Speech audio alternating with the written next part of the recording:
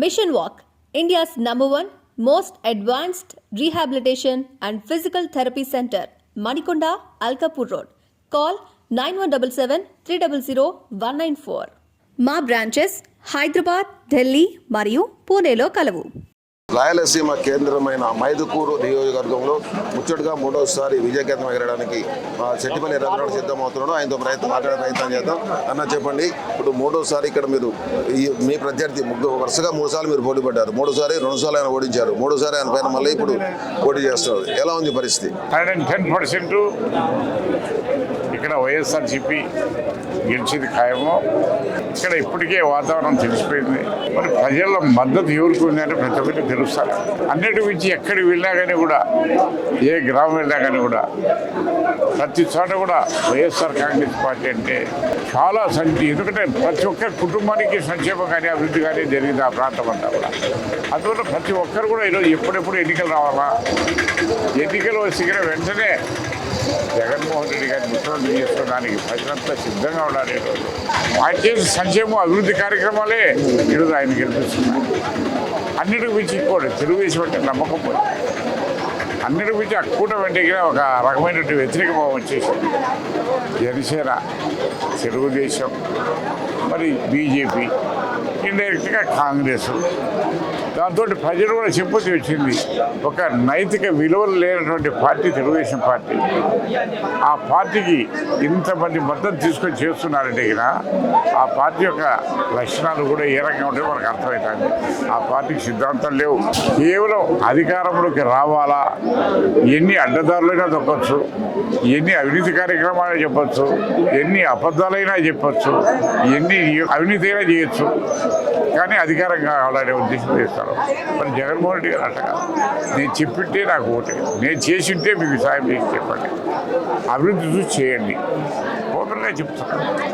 మరి అదే మాట వాళ్ళు చెప్పలేకపోతున్నారంటే వాళ్ళు చేసినటువంటి మోసము, వాళ్ళు చేసిన అబద్ధాలు, అటువంటి కార్యక్రమాలు చేశారు కాబట్టి ప్రజల మీద ఇప్పుడు వాళ్ళు మేనిఫెస్టో పెట్టారు. ఎవరికి నమ్మకం లేదు. అదే జగన్మోహన్ రెడ్డి మేనిఫెస్టో ఎప్పుడు వస్తుందో ఎప్పుడో చూశారు. ఇప్పుడు వస్తుంది, ప్రతి ఒక్కరు సంతోషంగా ఉన్నారు. మరి ఈ కార్యక్రమాలన్నీ జరుగుతున్నాయి కాబట్టి ప్రజలు చిత్తశుద్ధితో ఉన్నారు, సిద్ధంగా ఉన్నారు.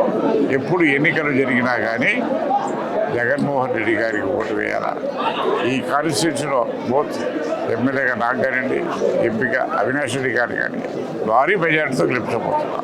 ఇంకొక అంశం, మీ ప్రత్యర్థులు ప్రచారం చేస్తున్నది 15 సంవత్సరాల కాలంలో, లేదా ఈ అధికారంలోకి వచ్చిన 5 సంవత్సరాల కాలంలో రఘురామరెడ్డి గారు ఈ నియోజకవర్గంలో ఎటువంటి అభివృద్ధి చేయలేదంటున్నారు. ఏంటి మీరు చేసిన అభివృద్ధి ఏంటి, ఏం చెప్తున్నారు ప్రజలకి? అభివృద్ధి అనేది వాళ్ళు చెప్పడం కాదు, ప్రజలు చెప్పాలి. 14 నుంచి 19 వరకు ఏ అభివృద్ధి కార్యక్రమాలు జరగలేదు. గ్రామీణ ప్రాంతాలు కానీ, పట్టణ ప్రాంతాలు కానీ. ఈరోజు ఎన్నో సంక్షేమ కార్యక్రమాలు ఒకటే కదా, అభివృద్ధి గురించి నేను చెప్తున్నా. కనీసం ఆ 5 సంవత్సరాల కాలంలో అడిషనల్గా ఒక ప్రైమరీ హెల్త్ సెంటర్ కూడా చేయలేకపోయినా ఈరోజు 4 ప్రైమరీ హెల్త్ సెంటర్ పెట్టించాం. ఇక్కడ మైదుకూరులో 100 బెడ్ హాస్పిటల్ తెప్పించాం, అది కూడా కన్స్ట్రక్షన్ జరుగుతుంది. ఇంతవరకు పాలిటెక్నిక్ కాలేజ్ లేదు. ఇక్కడ పాలిటెక్నిక్ కాలేజ్ తెప్పించాం, ఓపెన్ చేసాం. అక్కడ ఇప్పుడు జరుగుతుంది కూడా. దానికి దగ్గర 32 crores శాంక్షన్ చేసి టెండర్స్ కూడా పెట్టించాం. మరి డ్రైన్స్ ఉన్నాయి, దాదాపు 10 కోట్ల రూపాయలతో డ్రైన్స్ చేపట్టి జరుగుతూ ఉన్నాయి. 18 కోట్ల రూపాయలతో బీటీ రోడ్ చేశాం. మరి దాదాపు 16 కోట్లతో సీసీ రోడ్ చేస్తున్నాం. మరి ఎన్నో అన్నిటికి మించి అభివృద్ధి అనేది ఒకటే. పేద ప్రజలు ఉండే నివాసం ఉండే ఇల్లు లేదు. చంద్రబాబు హయాంలో 1 సెంటు భూమి ఒక ఇల్లు. ఈరోజు మైదుకూరు కాన్స్టిట్యూన్సీనే 7,042 ఇల్లు స్థలాలు ఇచ్చాం. 4,600 ఇల్లు కట్టించాం. ఇల్లు కాదు, అది ఊర్లు కట్టించాం. కాలనీస్, జగనన్న కాలనీస్ కట్టించాం. మరి అదే రకంగా చూస్తాం గ్రామీణ ప్రాంతం కదా. ప్రతి ఒక్క సచివాలయ పరిధిలో మరి బ్రహ్మాండంగా సచివాలయ బిల్డింగ్ వచ్చింది, రైతు భరోసా కేంద్రం వచ్చింది, హెల్త్ క్లినిక్లు వచ్చాయి. ఇవన్నీ అభివృద్ధి కదా, ప్రజలకు అందుబాటులో ఉండేది అభివృద్ధి కదా. చూడండి, ఏ గ్రామైనా కనిపిస్తుంది అభివృద్ధి అనేది ఏ రకంగా ఉంటుంది, అంతకంటే కాదు.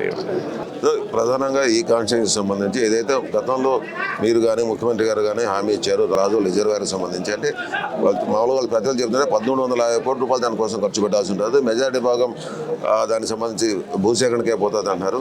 అంటే ఇది ఎంతకాలంలో మీ ప్రభుత్వం అధికారానికి వస్తే ఎంతకాలంలో దీన్ని సాకారం చేసే అవకాశం ఉంటుంది? 100% ఖచ్చితంగా రేపు ప్రభుత్వం ఏర్పడిన వెంటనే కేవలం కొద్ది రోజుల్లోనే భూమి పూజ కార్యక్రమం చేస్తాం. అలాగే టెండర్స్ కూడా అయిపోయినాయి. ల్యాండ్ ఎక్విజిషన్ కూడా ప్రపోజల్స్ అన్ని డిఎన్ఈడి పబ్లికేషన్ అయిపోయింది. వాళ్ళకి పేమెంట్ ఒకటి ఉంది. ఆ పేమెంట్ కూడా అట్ ఎ టైం అడిగినా అది బరువు 1000 కోట్లు అడిగినా ఇన్స్టాల్మెంట్స్ కింద ఇచ్చేసి ఫస్ట్ ఎక్కడైతే మనం బండ్లు రిజర్వాయర్ స్టార్ట్ చేస్తామో అక్కడ చేయాలనుకుంటాం. అది కూడా తొందరలో రెడీ, అన్నీ రెడీగా ఉన్నాయి. టెండర్స్ అగ్రిమెంట్ అయిపోయినాయి. ల్యాండ్ ఎక్విజిషన్ ప్రపోజల్స్ అన్ని రెడీగా అయి ఉన్నాయి. అది తొందరలోనే దాన్ని భూమి పూజ చేసి మొదలుపెడతాం. అంటే ఎన్నికలు చివరి దశకు వచ్చిన నేపథ్యంలో మైదుకూరు నియోజకవర్గ ప్రజలకు మీరు ఏ విధమైన వాళ్ళకి అప్పీల్ చేస్తున్నారు? ఏ విధమైన వాళ్ళు ఏ విధంగా మీరు చేయాలని కోరుకుంటే ఏ విధంగా ఆశిస్తున్నారు మైదుకూరు ప్రజల నుంచి? నేను ఒకటే మనం చేస్తున్నా, ప్రజల మధ్యన ఉండే నాయకుడు ఎవరు, ప్రజలతో కలిసి ఉండే నాయకుడు ఎవరు, కేవలం పార్ట్ టైం జాబ్ కింద ఎప్పుడైనా 6 నెలలకు 3 నెలలకు 4 నెలలకు వచ్చే నాయకుడు ఎవరు, పర్మనెంట్గా ఇక్కడ ప్రజల మధ్య ఉండే నాయకుడు ఎవరు, ప్రజలకు సేవ చేసే నాయకుడు ఎవరు, అది ఒకటి నెంబర్ 2 మేము చెప్తున్నాం, అభివృద్ధి జరిగింటేనే మాకు ఓటే. 14 నుంచి 19 వరకు అభివృద్ధి ఏ రకంగా జరిగింది, 19 నుంచి 24 ఏ రకంగా అభివృద్ధి జరిగిందో మీరు కళ్ళారా చూడండి. చేసి ఉంటేనే ఓటు ఇవ్వడం. 3వది సంక్షేమం. అప్పుడు ఏ రకంగా ఈ కోట్ల రూపాయలు ఏమైంది? కేవలం జన్మభూమి కమిటీలు తినేశారు, నాయకులు తిన్నారు తప్పక ప్రజలకు ఇవ్వరా. ఈరోజు మైదుకూరు కాన్స్టిట్యూన్సీలో 1863 కోట్ల రూపాయలు మరి ప్రజల దగ్గర ఆన్లైన్ పెట్టాం. అమ్మఒడి కానీ, ఆశ్రయ కానీ, చేయూత కానీ, పెన్షన్ కానీ అన్ని ఏదో ఒక రకంగా. మరి ఈ డబ్బంతా 1863 కోట్ల రూపాయలు ఆ రోజు ఏమైంది? ఆ డబ్బంతా ఎవరు తిన్నారో ప్రజలకు తెలుసు. ఇది శెట్టిపల్లి రఘురామరెడ్డి గారు చెప్తున్నది. ప్రత్యేకించి ఈ నియోజకవర్గ అభివృద్ధికి సంబంధించి అభివృద్ధి చేసిండే ఓట్లేమని చెప్తున్నారు. ఎప్పుడో కాన్స్టిట్యున్సీకి విజిటర్లుగా వచ్చి విజిట్ అయ్యే వ్యక్తిని గురించి ప్రజలు ఆలోచించుకోవాలి. తమ ముఖ్యమంత్రి చెప్పినట్టు ఏదైతే అభివృద్ధి చేశామో మంచి చేసింటే ఓటేమని అడుగుతారో ఆ విధంగా మేము అడుగుతున్నాం. మేము ఇక్కడ అభివృద్ధి చేశాం కాబట్టి మేము ఓటు అడుగుతున్నాం. ఖచ్చితంగా ఇక్కడ ఎంపీ అవినాష్ రెడ్డికి లేకుంటే తనకు శెట్టిపల్లి రఘురామరెడ్డికి ఓటు వేయాలని గెలిపించాలని కోరుతున్నారు. Please do subscribe to Telugu Rajyam channel. Please do subscribe to Telugu Rajyam channel. Please do subscribe to Telugu Rajyam channel. Hi అండి, నేను మీ ఆర్పీని, నెల్లూరు పెద్దారెడ్డి చేపల పులుసు ఓనర్ని. మీరు తెలుగు రాజ్యం అనే ఈ యూట్యూబ్ ఛానల్ సబ్స్క్రైబ్ చేసుకుని మంచి వీడియోలతో వస్తారు. Thank you so much. Hi people, I'm Sonakshi Verma and you please watch Telugu Rajyam and please subscribe to the channel.